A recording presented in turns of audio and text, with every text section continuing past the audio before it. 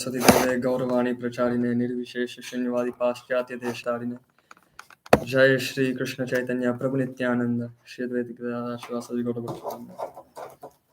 Hare Krishna Krishna Krishna Hare Hare, Hare Ram Ram Ram Hare Hare. Hare Krishna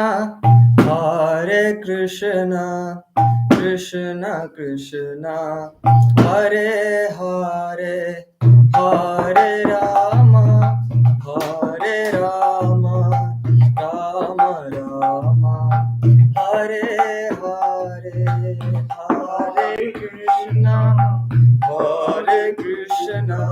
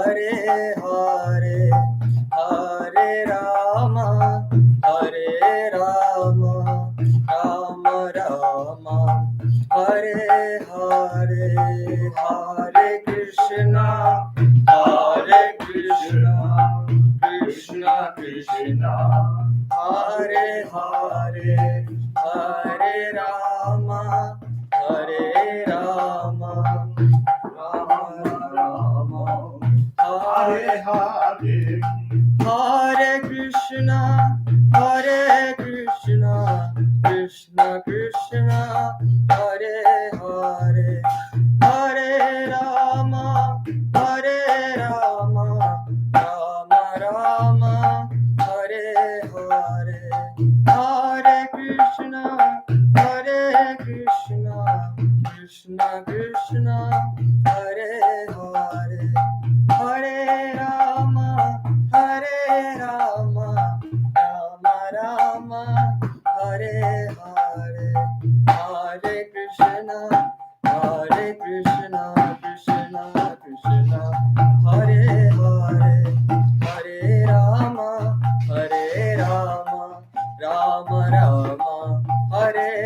Ram Ram Ram Hare Hare. Hare Krishna Krishna Krishna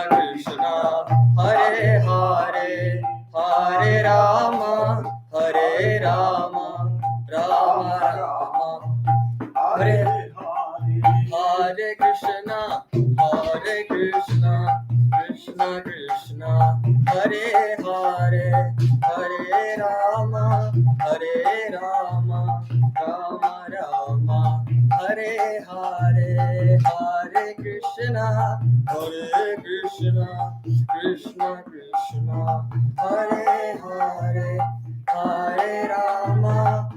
Hare Krishna Krishna Krishna Hare Hare, Hare Ram Ram Ram Hare Hare. Hare Krishna Krishna Krishna Hare Hare, Hare Ram Ram Ram Hare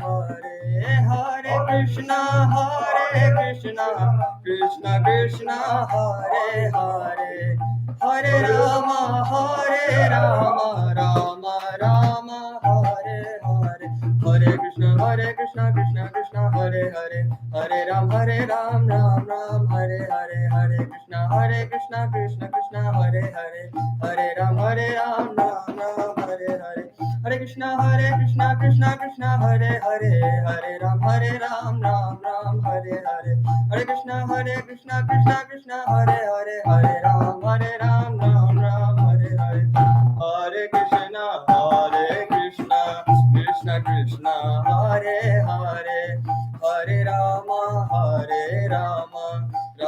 Ram Ram Hare Hare. Hare Krishna Krishna Krishna Hare Hare, Hare Ram Ram Ram Hare Hare. Hare Krishna Krishna Krishna Hare Hare, Hare Ram Ram Ram Hare. Hare Krishna Krishna Hare Hare Ram Ram Ram Hare Hare. Hare Krishna Krishna Krishna Hare Hare, Hare Ram Ram Ram Hare Hare. Hare Krishna Krishna Krishna Hare Hare, Hare Ram Rama, Hare Rama, Rama Rama, Hare Rama. Jaya Radha Gokulananda, Radha Gokulananda, Radha Gokulananda, Shri Radhe. Jaya Radha Gokulananda, Radha Gokulananda, Shri Radhe. Jaya Panchatattva, Panchatattva, Panchatattva, Jaya Panchatattva, Jaya Panchatattva, Panchatattva, Panchatattva, Jaya Panchatattva, Jaya Jaya Prabhupada, Prabhupada, Prabhupada, Jaya Jaya Prabhupada, Jaya Jaya Prabhupada, Prabhupada, Prabhupada, Jaya Jaya Prabhupada. Nitai Gaura Hari Bol, Hari Bol, Hari Bol, Nitai Gaura Hari Bol, Nitai Gaura Hari Bol, Hari Bol, Hari Bol, Nitai Gaura Hari Bol. Shri Harinam Sankirtan Yajna ki Jai, Hare Krishna Mahamantra ki Jai, Srila Prabhupada ki Jai. Hare Krishna, dear devotees. Thank you very much, Anuradha Kuli Mataji and Shashi Mataji, and anyone else who's on the call. So before we get into the 9th chapter and get ourselves stuck in, we will just do the invocation, and then we will discuss this wonderful chapter from the Bhagavad Gita. Om Namo Bhagavate Vasudevaya. Om Namo Bhagavate Vasudevaya. Om Namo Bhagavate Vasudevaya. Om Namo Bhagavate Vasudevaya. Om Namo Bhagavate Vasudevaya. Om Namo Bhagavate Vasudevaya. Narayanam Namaskritya Narayanam Namaskritya Naram Chaiva Narottamam Naram Chaiva Narottamam Devim Saraswatim Vyasam Devim Saraswatim Vyasam Tato Jayamudiraye. Tato Jayamudiraye. Hare Krishna. So, last time we finished off in the 8th chapter of the Bhagavad Gita, and we finished with Lord Krishna telling Arjuna that there are two paths at the time of death that one can take, one in light and one in darkness.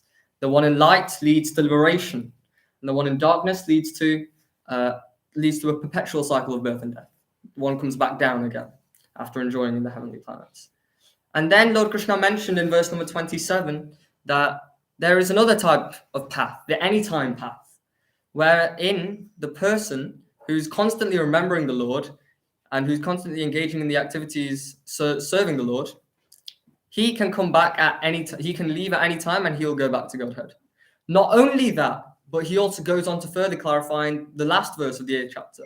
Vedeshu yagneshu tapassu chaiva dhaneshu yat punya phalam pratishtam.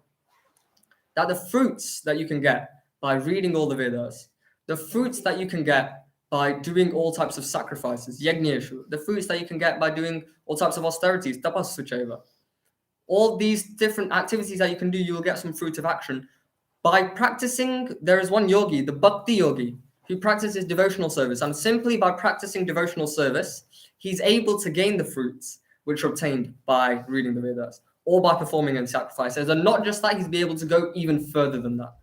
And so after mentioning this type of person, this individual, Lord Krishna then goes on to clarify who is this individual and how is he so ananyacheta satatam, how is he so always engaged exclusively in devotional service. So this leads us on to the 9th chapter of the Bhagavad Gita. This section, Lord Krishna talks about the knowledge, and it has been described as the most confidential knowledge, Raja Guhya Yoga. Raja Vidya Yoga, the most confidential knowledge, the king of all knowledge. And and before we get into it, Lord Krishna, as we'll see, he briefly describes in the first section a little bit about the glories of this knowledge, and then goes on later on and to discuss his relationship with material nature, how interesting and intrinsic that is. And then further on to understand different types of worship, and we'll conclude at a wonderful point where he then begins to elaborate on the importance of true devotion. So I did not get this ready, which is not good on my part. in library. Bhagavad Gita.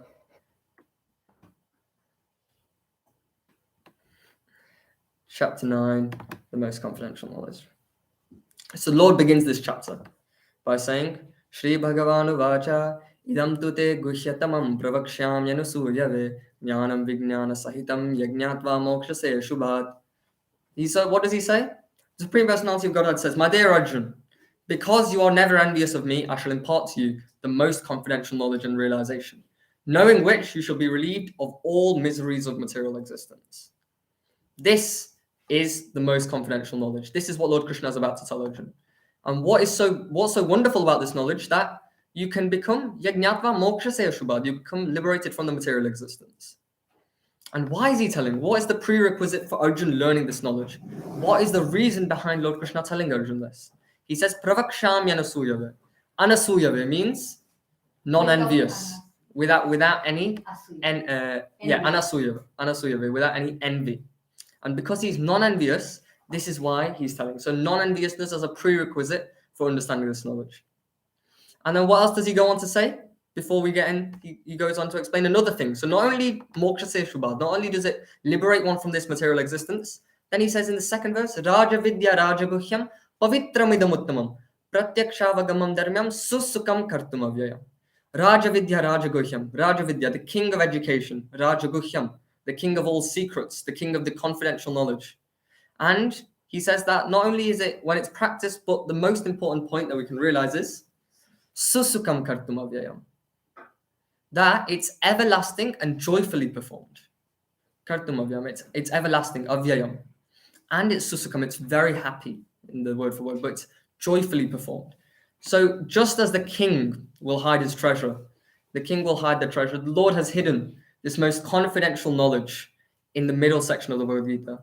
Already we know that the middle 6 chapters, they deal with the pure devotional service. Now, even in the middle 6, chapters 9 and 10 are the most exclusive, and they deal with the most esoteric philosophy and understanding of the Supreme Lord. This is the beauty of chapters 9 and 10 in the Bhagavad Gita. And as we then know, that what's the middle verse of the chapters 9 and 10? It's the last verse of the 9th chapter, which is the one of the most important verses in the Gita, and it's a summary of the topics of the entire Gita.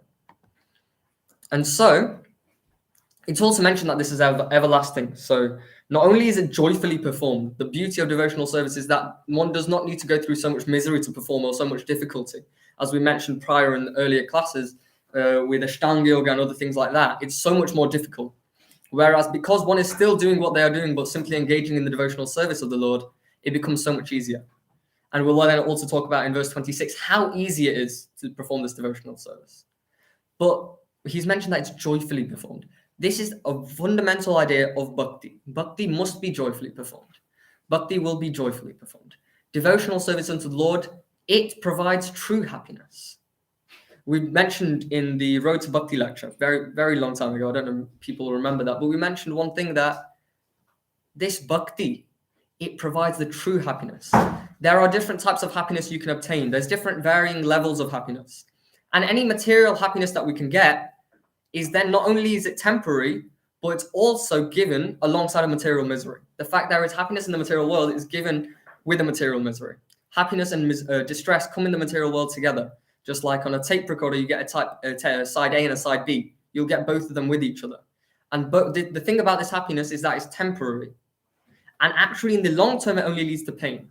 So the real happiness we can get by doing this, what Lord Krishna is going to say, is the Raja Vidya Raja Guhyam, the most confidential knowledge. And we also mentioned, actually, another nice point, in the 4 stages of sin lecture. People may remember, Aprarabdha Phalam Papam. We talked about the different stages. There are different stages to sinful activity. It starts off in the stage of desire. That's how we get conditioned, and there's a desire that comes about, etc., etc., and we carry on. And then after performing the sinful activity, then we have to bear the fruit of the activity as well. So there's different stages. One of the things about this confidential knowledge, what does it do? Vishnu Bhakti Ratatmanam, that the service to Lord, it can destroy every single stage. Whether that sinful desire is there, it can remove the sinful desire. It can remove the sinful activity which is planted in the form of the seed by us carrying out the activity.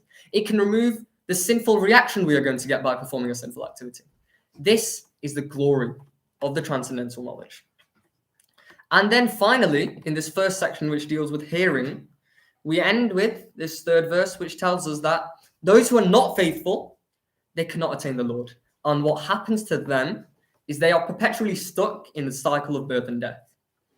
And so, the most important point that we learn here is that faith is not against knowledge. Faith is not opposing to knowledge, but rather is a prerequisite for knowledge and strengthens one's understanding.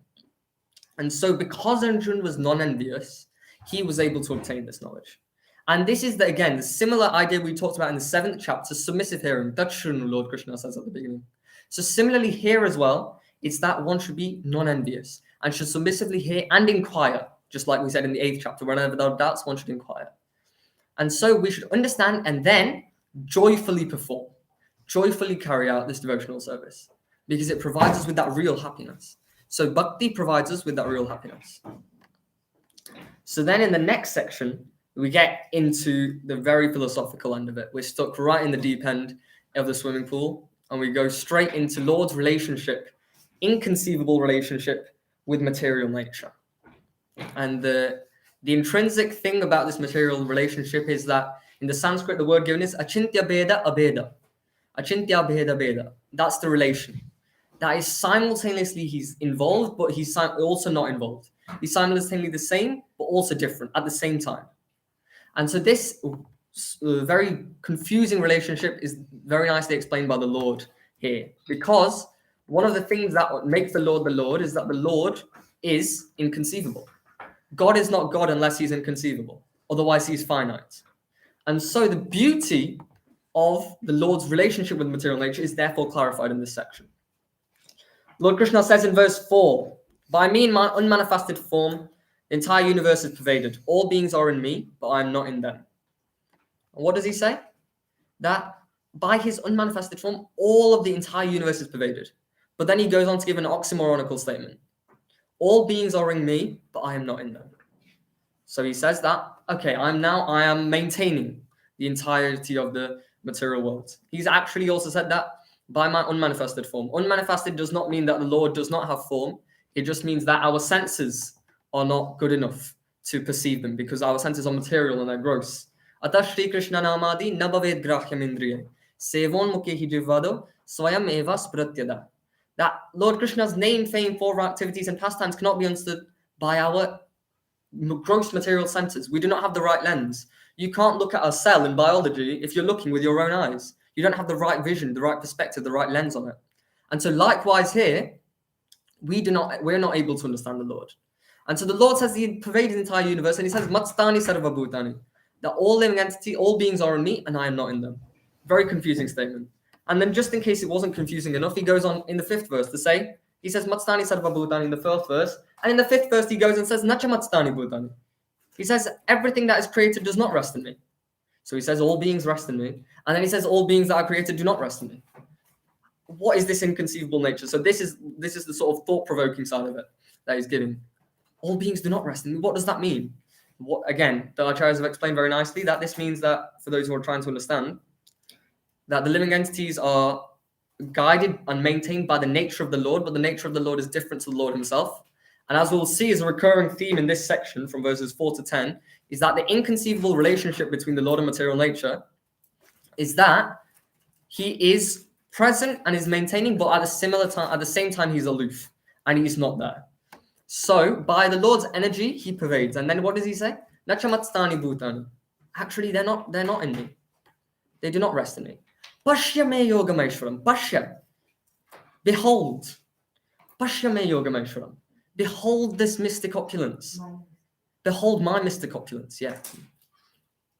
That although I'm the maintainer of the living entities, although I'm everywhere, I'm not part of this cosmic manifestation, because I myself am the very source of creation. So the Lord, he is simultaneously supporting and maintaining this material creation by being aloof from it at the same time. And so the Lord says that he's aloof. And he's given, okay, so now that we cannot understand it, the Lord gives a little analogy in some way that we will be able to somehow or other make sense of it. And he says that, understand that as the mighty wind blowing everywhere rests always in the sky, all created beings rest in me. The sky, the wind blows in the sky. Now, the sky is one of the biggest things we can perceive, because when we talk about universe and distance between astronomical objects, we're not able to truly understand. The sky is probably one of the biggest things we can perceive. And now the wind, it's blowing in the sky. The wind cannot blow if there is no sky. The sky facilitates the wind blowing. However, the sky is separate from the wind, and the sky is not the wind. The wind blows in the sky, but the sky is not responsible for the wind blowing, although it facilitates the blowing of the wind. So although the Lord, he's there, all living beings are dependent on the Lord, they are simultaneously, they have this little minute independence in which they can act. This is the inconceivable nature of the Lord. And if we don't understand it, that's the right thing, it's good, because we are not meant to understand it. Through empirical knowledge and reasoning, we won't be able to understand it. Forget spiritual. So right now we are talking about the Supreme Personality of Godhead. We can't even understand material things. The whole reason that science exists is because we are trying to make sense of the surroundings around us. If you tell someone an atom is 99% empty space, how can you understand that? If I hit this table, I can feel the pain from it. So how is that 99%? But that's what it is. So this material understanding we aren't able to understand. In maths and physics, you talk about things like higher dimensions. Can someone comprehend something that's outside of the three-dimensional plane? So our understanding, like I said, the material senses are so gross that they are not even able to understand the matter and the material things. So then now we're trying to go and use these material senses, which are already flawed in themselves, to understand something spiritual, which is very, very difficult. So that's why the analogy that Lord Krishna gives is very crude, because it does not reflect, nothing can reflect the inconceivable nature of the Lord. And so we need to understand that the living entities who are being supported by the Lord, when the Lord said he's supporting material creation, he's not like Atlas. In Greek mythology, there's this Atlas who holds up the world, and he's struggling under the weight to keep up the world. This is not what Lord Krishna is doing. No, he's maintaining them just by his energy without even thinking, and at the same time, he's aloof. How do we understand this? Another example that we can try and understand this with is there is a prime minister. Prime minister is the head of the government. The government functions under the prime minister, but the prime minister is not simultaneously there in every department of the government. So in that way, the prime minister is aloof from the government, but also he's involved in the government activities, the government affairs, the government policy making. Similarly, the Lord, although he is the source of the material creation, although he maintains it with his energy, he's not in it, and he's aloof from it. And so that understanding that, okay, we need to understand that this material energy, this material world is resting on the Lord's energy, but he himself is not affected by the material world. And it's sort of like this description again is given in the verse number 9 and 10. I'll just read those verses. Oh, Dhananjaya, all this work cannot bind me. I'm ever detached from all these material activities, seated as though neutral. Udasina vadasinam. Udasina, he's neutral because he's not detached from the material activities, because the work that's carried out in material nature does not bind him, although he's the cause for that work, although the work is dependent on him.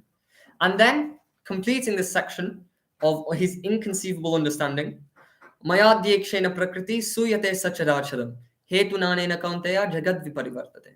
This material nature is one of my energies, working under my direction. O son of Kunti, producing all non-moving and moving beings. Under its rule, this manifesting is created and annihilated again and again. So the Lord, he says the material nature is one of my energies, but he also is saying that the material nature is not, he's detached from it and the work cannot bind him. Another example of the Lord's inconceivable nature can be given by Kunti Maharani. She gives a wonderful example. In the Damodar pastime of the Lord, what does the Lord do? He steals butter. He goes and he runs away. He steals butter, not from anyone else's house. He steals butter from his own house. As a little boy, he steals butter from his own house, and he's running away from his mother, who is chasing after him, and she's holding a stick to scare him. Oh, I'm going to hit you. And he's running away. And at that time, although he is the Supreme Personality of Godhead, although he knows, he's omniscient, and he knows everything and everyone, what they are thinking and feeling and what they want to do, although he knows past, present, and future, that Supreme Personality of Godhead, as a little blue boy, is running away from his mother, and he's genuinely scared. Genuinely scared. Kunti Maharani says, Tadatyanta vidambana. Samam vimohayati bhirapi adbhiveti. How am I meant to understand that the Supreme Lord, he's running from an ordinary living entity? He's running away and he's genuinely fearful. I cannot understand this. This is what I'm finding extremely bewildering. That he also says, she also says that, this material, Bhishma Dev says that this material nature is a manifestation of the Lord. And yet, the Lord, although he's detached and outside of this material world, he comes into contact. He doesn't come into contact with the material world, but he comes in to the material world without being affected by the material world. And the material world is resting on him. And that is very confusing to me. And so, it's this idea that, yes, Lord Krishna is scared of his own mother. Lord Krishna is scared. He's genuinely scared. This is the same Lord Krishna who incarnates as Narasimhadev and Mrityor Namamyaham. He is like fear to fear personified. He's like death to death personified. This is that same Lord Krishna, and now he's fearful of his own mother. The inconceivable nature of the Lord cannot be understood through our own activities, through our own mind, which cannot even comprehend everything material. So the spiritual activities that are carried out by the Lord, the spiritual pastimes that he carries out, are far beyond the realms of our understanding. This is the most important point that's taken from this section. The inconceivable relationship, achintya bheda bheda tattva, this inconceivable relationship between the Lord and the material nature. And so, when we recognize our own incompetence in this area, our own flaws and our own defects, then we are able to appreciate that there is something beyond us that we will never be able to understand completely. However, the Lord does say, who can actually truly understand the Lord? Although this whole inconceivable thing is going on, how can one truly understand the Lord? Lord Krishna says in the 18th chapter of the Bhagavad Gita, verse number 55, Bhaktya mama abhijanati. So after saying all of this, Lord Krishna has said that through devotional service, I can be known. Through devotional service, one can get knowledge about me. And so this highlights the importance of that devotional service. There are other pastimes that we can go into, that the Lord confuses Lord Brahma. Lord Brahma thinks, how can this be the Supreme Lord? He's killed a demon. Maybe he's killed a massive snake like Aghasura, but I don't know if that's the Lord. He might have just done some magical activity. He's there. He's eating. His friends are biting, half biting, and they're giving their remnants to him. They're half biting, and then they're giving to him. Oh, this kachori is really nice. Lord Krishna, please have it. No, they don't think he's Lord. My dear Krishna, please have it. Oh, this samosa is very nice. My dear Lord, please have it. How can that person who is eating with his left and right hand at the same time, and he's being fed the remnants of others, how can that person be the Supreme Lord? And he becomes bewildered. What to speak of that Lord? Indra becomes bewildered, and that whole Govardhan pastime happens because of it. The Lord is not understood by ours. We can't understand. If Lord Brahma and Lord Indra cannot understand, who are we to try and understand the true nature of the Supreme Lord? Actually, Lord Brahma says, people think they know you. But I can say that myself, I do not know you. I do not know you. People think they know. Oh yeah, Krishna, I know Krishna. He's the son of Yashoda. I know everything about him. Yeah. Lord Brahma says, even I don't know you. I have no idea. And so this actually shows the insignificance of our understanding and the inconceivable nature of the Lord. The only way the Lord can be understood is through devotion. But the idea here that's given is the Lord's relationship with material nature. And then we go on to the next section of this chapter. So sorry, I should have mentioned verse number 10 is a very nice verse. Please do note it down. Alongside that, verse number 2 also highlights the importance of this knowledge. So please do note that one down. Is non-worship. Verses number 11 to 25 of this chapter. Worship and non-worship is highlighted. The Lord first of all describes this very important point. And this point is there mentioned because it's such an important point later on in this chapter as well. That he says, Avajananti mamudha manushim tanumashritam param bhavamajananto mama bhuta maheshwaram. The fools, the mudha, what do? They deride me when I descend in the human form. Manushim tanumashritam. They do not know my transcendental nature as the Supreme Lord of all that be. So those of you who may have been attending these Bhagavad Gita sessions prior will recognize, okay, this is a reoccurring theme that the Lord is mentioning now. That those who think of the Lord as impersonal, Lord is without a form, they're actually described in this case as foolish. Because the Lord has a form, or those who think that the Lord does not have a form but has assumed a human form. When the Lord uses the word Tanumashrita, he's saying that I have assumed my original form. In the Bhagavad, it is stated, Krishna stu Bhagavan Swayam. That Krishna is Swayam Bhagavan. He is the original personality of Godhead himself. This is confirmed by Lord Brahma. Ishvara Parama Krishna Satchidananda Vigraha. That Lord Krishna is Ishvara Parama. He's Parama means he's the ultimate ultimate controller. That's the one. Sorry, Ishvara. Yeah, controller, ultimate controller. And Lord Brahma also goes on to mention that Govinda Madi Purusham Tamaham Bhajami, the primeval Lord, Lord Govinda. I offer my obeisances. Sorry, my brain's working faster than my mouth today. And so it's not that Lord is human. The Lord, people think that, oh, he has assumed this human form. They don't recognize that he himself is the supreme personality of Godhead. And that he controls not just finite activity of the material world, but he controls the infinite as well. Lord describes that Brahmano hi pratishthaham. The Brahman effulgence, which is the effulgence from the toenails of the Lord, that Lord is the source for that as well. Lord controls that. So not only the finite material existence, but even in the spiritual, the Supreme Lord is the supreme controller. And while being the controller, he's again aloof. This is the relationship between the Lord. So Lord has mentioned that these people are foolish. Those who think that when I descend in the human form, I'm a human and I'm not actually the Lord.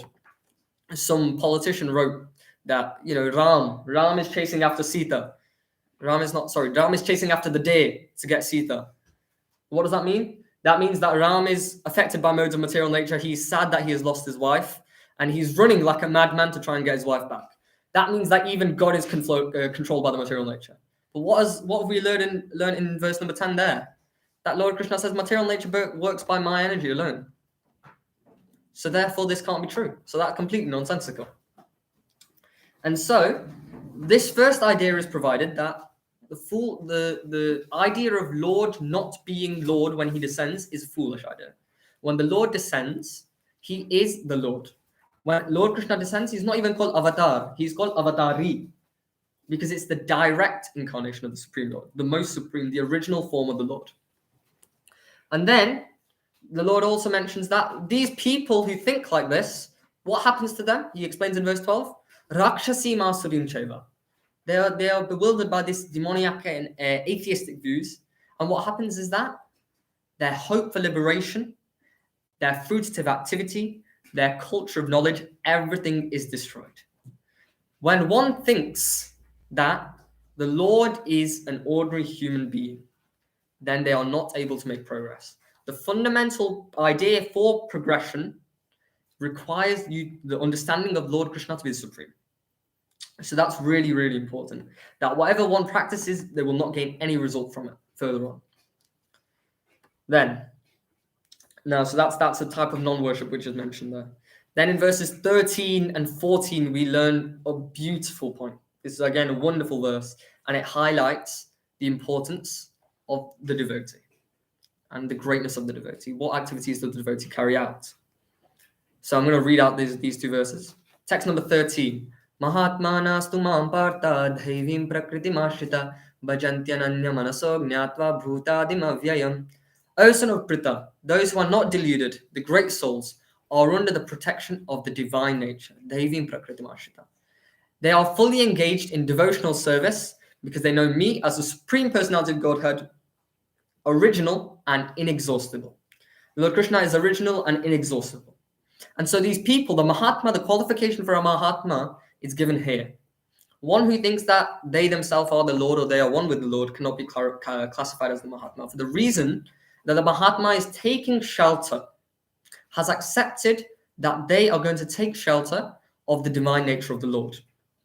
And because they have taken shelter of the divine nature of the Lord, which we can also mention that, because they've taken shelter of the divine nature of the Lord, they are then able to experience, even though they are in the material world, because they are taking shelter of that divine nature of the Lord, they will not be afflicted by the material problems, by the material miseries. And they are able to experience the true happiness under the nature of the Lord. When one takes the shelter of the Supreme Lord, then the Lord will always protect. And that point will become will become much more prominent as we go through this chapter. And so, what activities does this Mahatma carry out? The great soul, what does he carry out? In fully engaged in devotional service? What clarification is that? And so, Lord Krishna then says, this is a key verse in this chapter.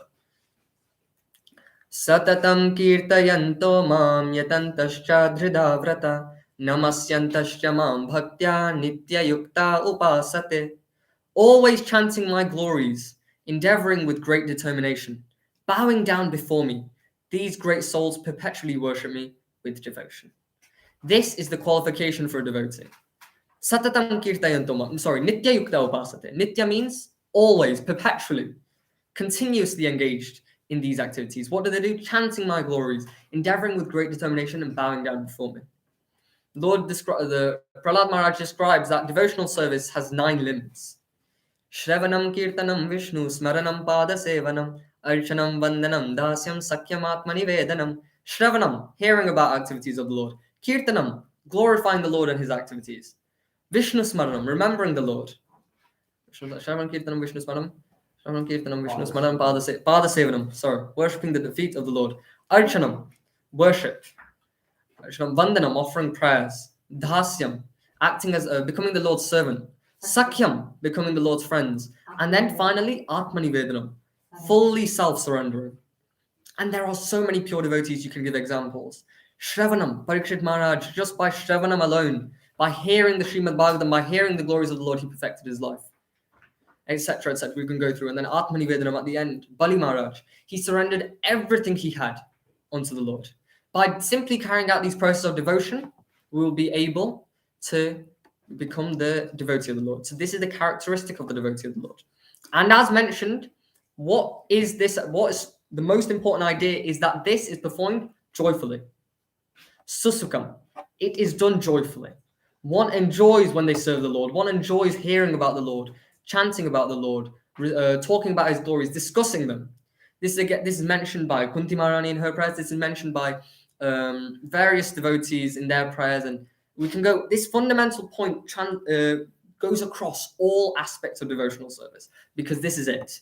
Devotional service is the key to become truly happy and also engage in the service of the Lord. And not only that, it will liberate us far beyond any other stage of liberation, because devotional service takes us farther and beyond, as we'll deal with in later chapters. So this, always chanting my glories, when we are always involved in devotional service, there is no room for material problems. Does that mean that we're going to leave material things behind? A lot of people think that to become happy, they'll go on silent meditation retreats out for the week and the weekend in the countryside, or they'll go and do some sort of another practice of meditation where they'll leave their work for a bit and they'll go and say one week, and yes, they come back and they feel that mode of goodness. They're feeling so much happier, calm. But the problem is, you can't do that permanently. You can't go on a meditation retreat forever. You can't give up your work. The thing about Krishna consciousness, which provides loads more happiness and much more easier, which makes it a lot more easier, is that it can be practiced while one carries out their work by simply spiritualizing their consciousness. Spiritualizing their work and their consciousness. So this is the beauty. This is how they are always engaged. This is different from other types. You cannot do karma mishra bhakti. Karma mishra bhakti means they're doing with a little bit of karma. They're doing their bhakti, their devotion with a little bit of karma. Or jnana mishra bhakti, they're doing with a little bit of that motivation for jnana. But this is unalloyed devotional service, unalloyed. Those who know what unalloyed means, it means pure, without any hint or trace of other objectives. Therefore, this is unalloyed. Because it says Satatam kirtayanto mam, always chanting my glories. And then nitya yukta upasate, perpetually worshipping me with devotion. So, this is the devotee of the Lord. The Lord goes on to mention there are different types. So the pure devotee, among devotees there is a different hierarchy. There is the pure devotee, there are the sukritinas, which we mentioned in the 7th chapter, the pious individuals, who they are. We won't get into the hierarchy now because it's just a little nice thing to recognize.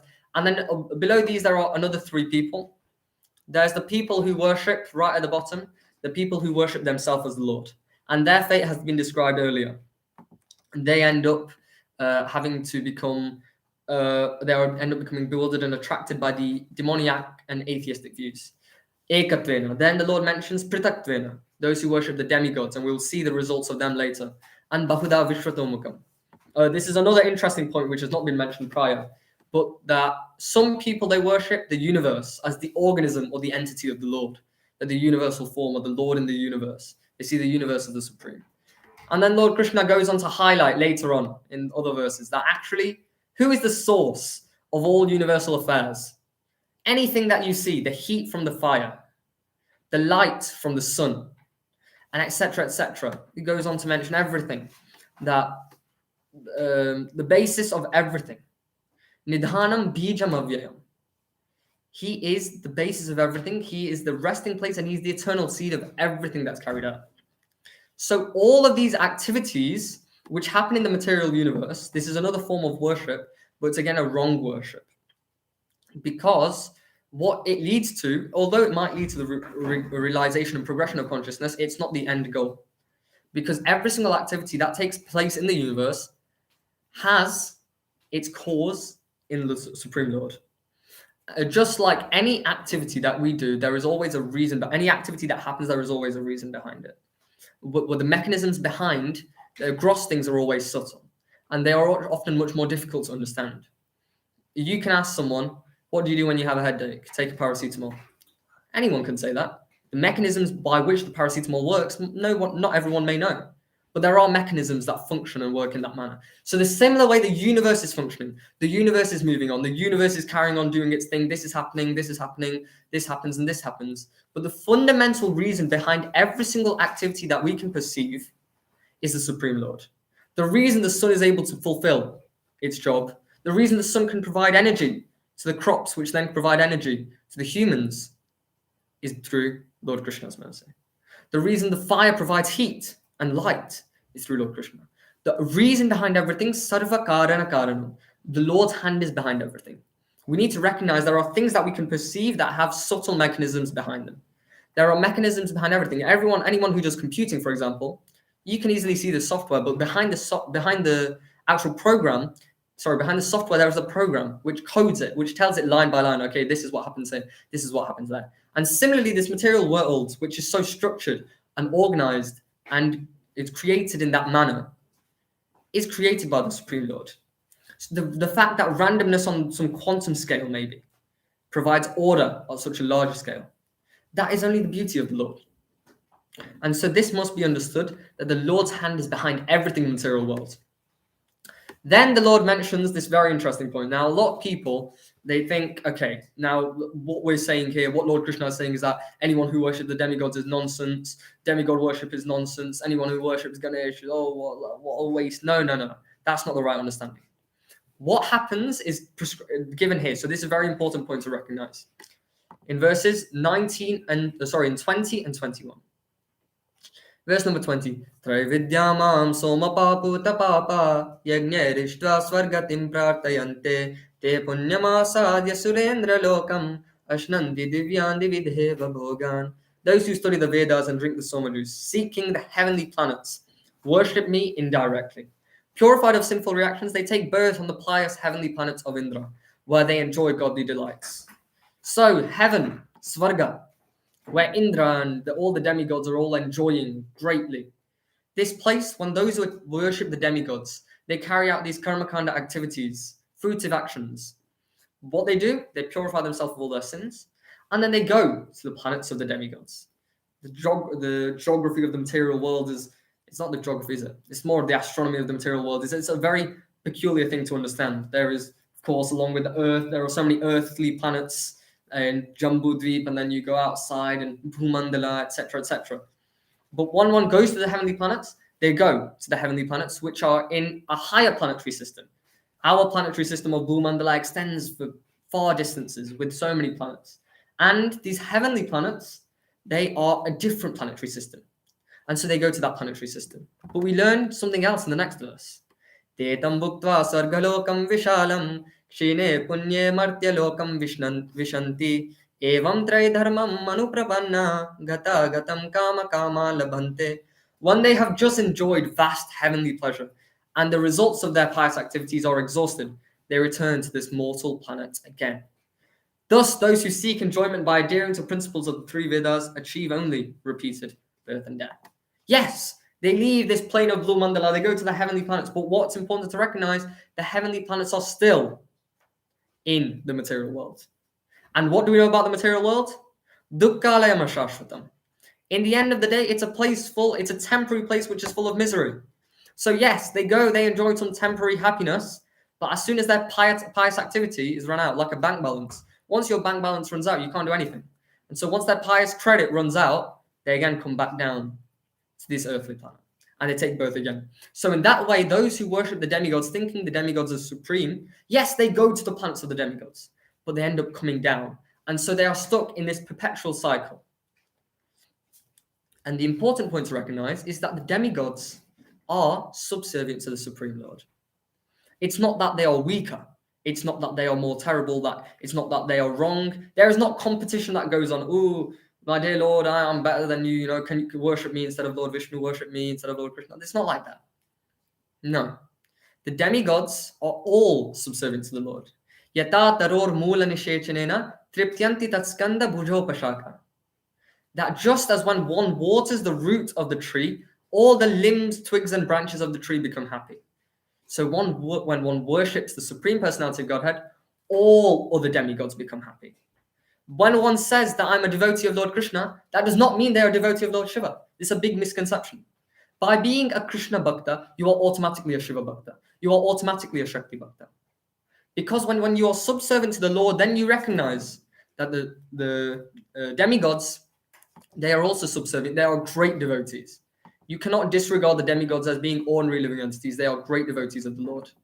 It's described in Brahma Samhita that, if I can get it up in time, it's described that the Lord Ganesh, what is his position?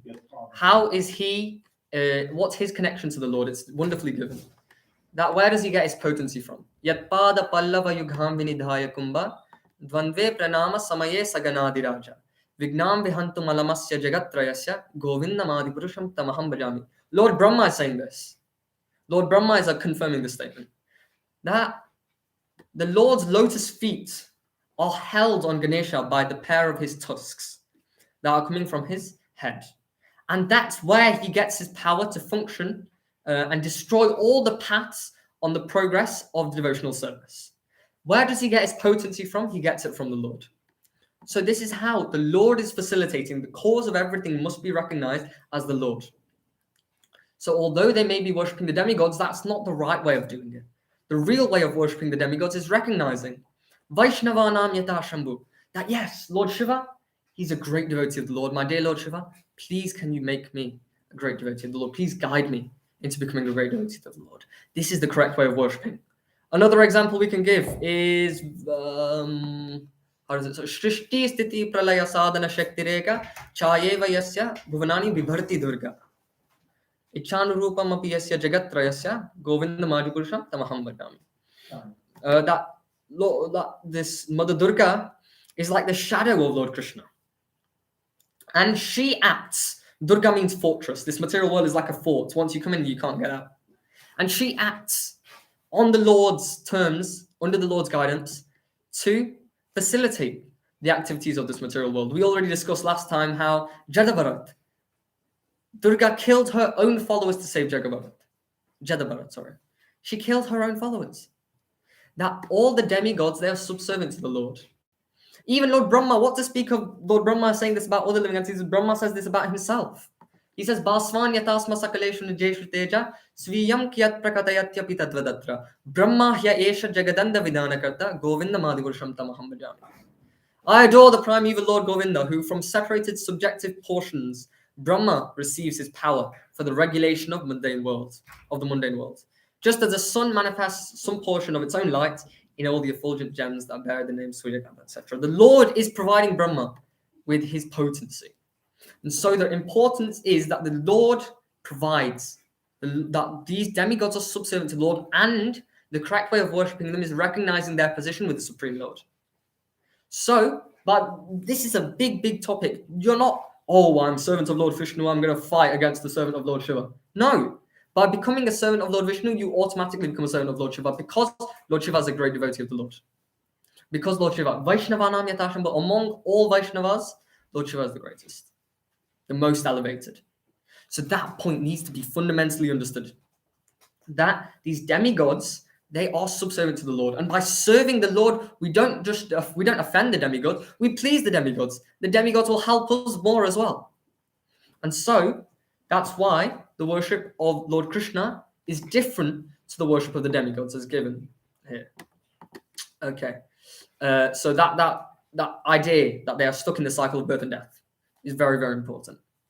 And then this verse number 22, is one of the sweetest and most beautiful verses in the entirety of the Bhagavad Gita. This verse is so amazing. Please listen carefully. We'll recite the Sanskrit and the English.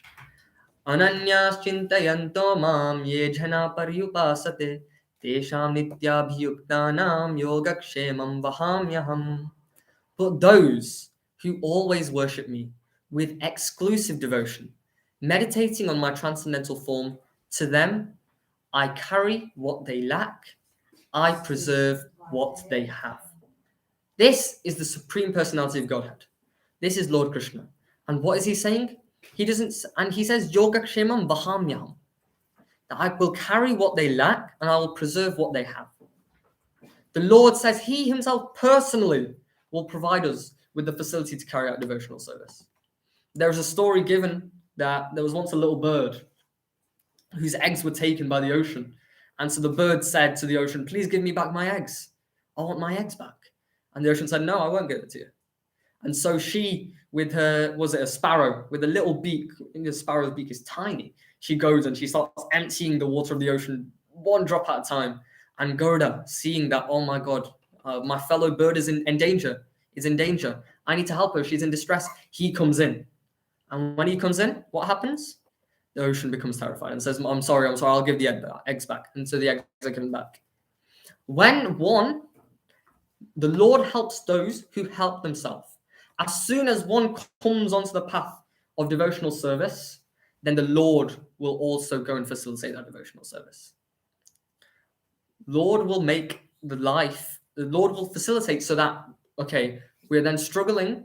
By practicing devotional service, Lord will facilitate that, always in every circumstance. He always says, I will carry what they lack, I will preserve what they have. There is no loss from practicing devotional service. In Bhagavad Gita chapter 2, we talk, Neha Vikramanashosti Pratyavayo Navidyate Swalpam Apyasya Dharmasya Trayate Mahato Bhayat. There is no loss or diminution from this path, from carrying on this path. And not only that, what does it do? It stops one from the greatest kind of fear, which is losing this human form of life. So the Lord says he personally will carry what they lack and preserve what they have. How beautiful is that? This is the mercy of the Lord. Sometimes people have the conception that God is fearful. He's a scary person, you know? If you offend him, he will send you to hell. This is not the right conception of God. And that is a very important point to understand. Yes, God is a person, but God is not a fearful person. God is an all-loving person. And so our interactions with the Lord must be done in an all-loving manner. That's why they are susukam. That's why they are enjoyable, because they are done in that manner. He said he will personally carry what they lack and preserve what they have. And actually, there is a story in this regard. There's a devotee called Arjunacharya. Arjunacharya was a devotee of the Lord, and he's a South Indian devotee, and he's writing his commentary on the Bhagavad Gita. And he's going through and he sees Yogakshemam Vahamyaham. I personally will carry what they lack. I personally will preserve what they have. He thinks, so Lord won't do that. So you put Karomyaham. You crossed out Vahami. And he put Karomi. Karomi means I will get it done. So I'll get it done that someone else can carry what they lack, someone else, but I'll make sure that happens. Not I personally will do. And then, so he crosses that out and he then leaves that as it is, doesn't think too much about it. And he goes out to take bath. And then he comes back home. But in the meantime. And what happened? Sorry, in the meantime, yeah, that's it. I'm trying to think of that word. As that's going on, as he's left the house, in the meantime, what happens is his wife is still at home, and two boys, they come knocking at the door of the house. Actually, no, he didn't go for a bath. He went to get food, isn't it? Yeah. Sorry, he went to get food. So the two young boys, one darkish and one slightly more palish in complexion. They both come, and they come with big baskets of food. And they say, yes, we have brought this food because Arjunacharya has told us to. Your husband has told us to. And he was very strict with us, actually. He hit me on the back. And so one of them turns around to reveal a massive line on the back, the darker one. A massive line on the back from the injury. And she thinks, why would he do this? That doesn't sound anything like him. I'm so sorry that happened to you. And so they give the foodstuffs that are required, and then they leave that place. And then Arjunacharya comes back. He doesn't know any of this in the meanwhile. He comes back, and his wife tells him, these 2 boys that you sent me, they came. And why were you so mean to them? Why did you hit him? I saw the line on his back. I saw it. Why did you do that? He thinks, no, what is this? I didn't send anyone. I didn't send any boy. I didn't hit anyone on the back. What is this situation? And when he goes to look in the Bhagavad Gita, the line that he's crossed out over Vahami has gone. And he realizes, when I did that, I actually disrespected the Lord. The Lord came along with his elder brother Balaram, and he has provided to me. He has carried what I did not have, and he's provided me with the thing that I needed. He personally has done that. And then he recognized, okay, my dear Lord, I'm so sorry. I'm so sorry for my offense. And so this beautiful story, the Lord personally will carry what we lack and preserve what we have. There is sometimes a notion, and actually there's a story of Akbar and Birbal. What Akbar says to Birbal is, you keep on saying that the Lord comes down. We don't think the Lord comes down. The Lord does not touch the material world. It doesn't touch anything to do with us. Why would the Lord come down? He can get someone else to do it. He's God. He's got all the people under him. Why does he have to come down? And so then Birbal, Birbal thinks, what does he think? Okay, Birbal's of course a very cheeky, cunning guy with that wit and humor. So he thinks, okay, I'll explain. I'll explain some other way. So he says, okay. He doesn't say too much of it. And what he does, he goes to a candle maker and he gets a wax. He says, can you make a wax representation of Akbar's grandson? Can you just make a wax representation so it looks just like him? And so yeah, like Madame Tussauds. And so he makes this wax replication, wax doll of the child. And what he does is, okay, he goes to another servant in the palace and he says, okay, me and Akbar, the emperor, we're going to go on a walk. I want you to be holding the grandchild, rocking him in your arms. And then when I signal to you, you want to drop this wax, not the real grandchild, the wax figure, the replication. I want you to drop that in the water. Okay? And so he thinks, okay, Birbal he's some interesting fellow. I don't know why he's coming with this request to me. But anyway, I'll do it because he always has something in mind. So he takes the wax thing and they're walking. Akbar and Birbal, they're both walking in the garden. And then he drops, this servant, when it's signaled, he drops this wax doll into the water. This wax representation. And without a shadow of a doubt, what does Akbar do? He jumps in. He's there, fully clothed as the emperor. And what does he do? He jumps into the water himself. And he goes to quickly retrieve the child. And then he recognizes it's a wax figure. And he thinks, what is this? Why have you done this then, huh? Why did you trick me like this? And then Birbal says, now look, when you jumped in, why did you jump in? There are so many people here who are subservient to you. All these people under your rule. You are the emperor of this country, of this nation. Why did you jump in? You could have said a soldier jump in. You could have sent anyone else to come in. But no. You yourself personally, no matter, no, even though you're wearing all these clothes and this fancy dress and whatever, you yourself jumped in to go and retrieve the child. This is the relation of the Lord with the devotee. The Lord himself, he will personally do. He will not get done through some other agency and some other means, but the Lord personally himself will carry what they lack and preserve what they have for a devotee. That's dedicated. Yeah. So for the Mahatmas, what's the nature of the Mahatma? He's always endeavoring with great determination, and he's always chanting the glories of the Lord. This is the relation. So the persons who worship the demigods have been given the fate of going to the heavenly planets, enjoying, but then coming back, and etc. They're stuck in that cycle. Whereas the people who worship the Lord, he will carry what they lack and preserve what they have. This is the beauty of the Lord. This is the mercy of the Lord. The Lord is so merciful. This is the sweetest, what a very sweet verse. The Lord, he himself will personally carry out. And so we come to the conclusion of this section, non-worship, worship and non-worship section, verse number 25. And verse number 25 sums up all of this very nicely. Yanti deva vrata devan pitrin yanti pitrivrata bhutani yanti bhuteja yanti madhyajino pimam. Yanti deva vrata devan. Those who worship the demigods, they go to the demigods. They will take birth along with the demigods. Pitrin yanti pitrivrata. Those who worship the ancestors, they will go to the ancestors. They will take birth among the ancestors. They will go to their planet. Bhutani yanti bhuteja. Those who worship ghosts and spirits, they will take birth among ghosts and spirits. They will take birth among such beings. But those who worship me, yanti madhyajino apiman, they will come to me. It's very simple. Some people have the misconception, I'll worship anyone and I'll get one destination. It's different. If there is a train that says it's gonna go to Hereford, it will take you to Hereford. A train that says it's going to take you to Stoke-on-Trent, it will take you to Stoke-on-Trent. It won't take you to London if it tells you it's going to take you to Stoke-on-Trent. So one who worships the demigods will go to the planets of the demigods. And that is there.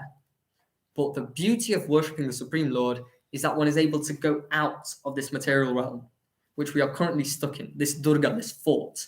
We will be able to go outside and penetrate this realm and go into the spiritual world, to the Supreme Lord. And this is the beauty of the Lord. This is the greatness of the Supreme Personality of Godhead.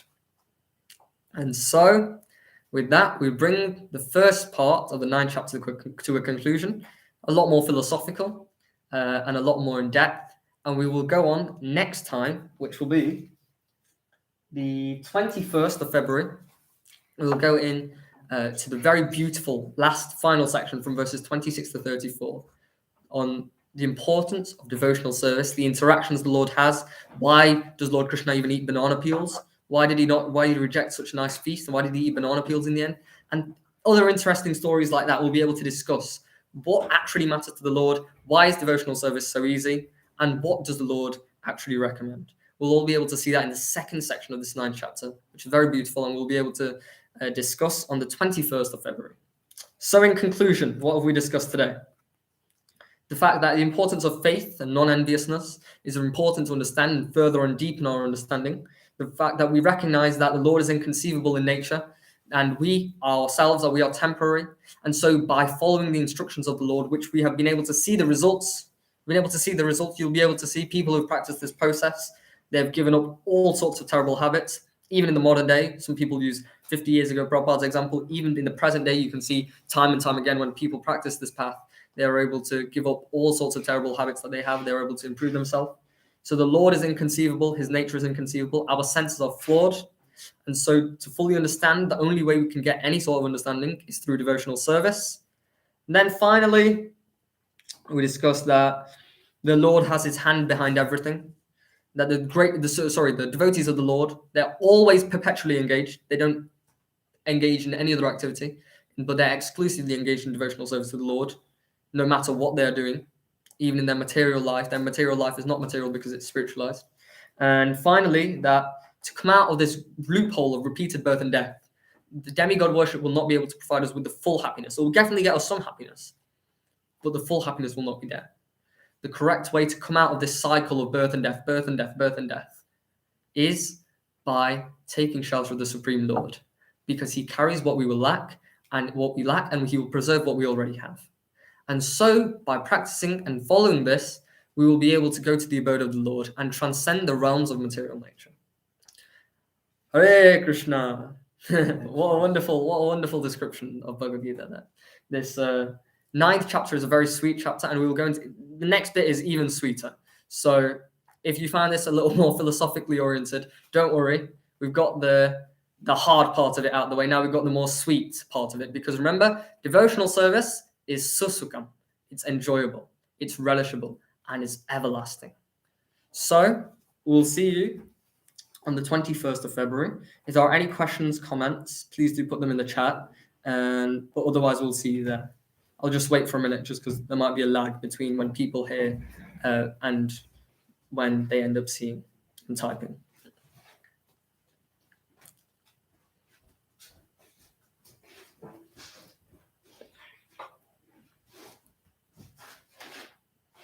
Hare Krishna Shiva Prabhu, Hare Krishna Anuradha Mataji and Kusuma Mataji. Thank you very much for the support and encouragement.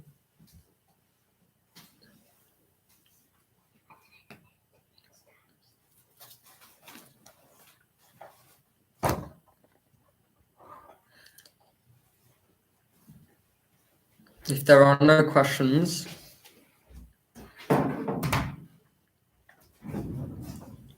thank you very much, Shashi Mataji. If there are no questions, then we will go on to next class in 2 weeks from now, where prasadam will be served at your own home. Hare Krishna, Hare Bol, Srila Prabhupada ki jai, Bhagavad Gita ki jai, Hare Krishna.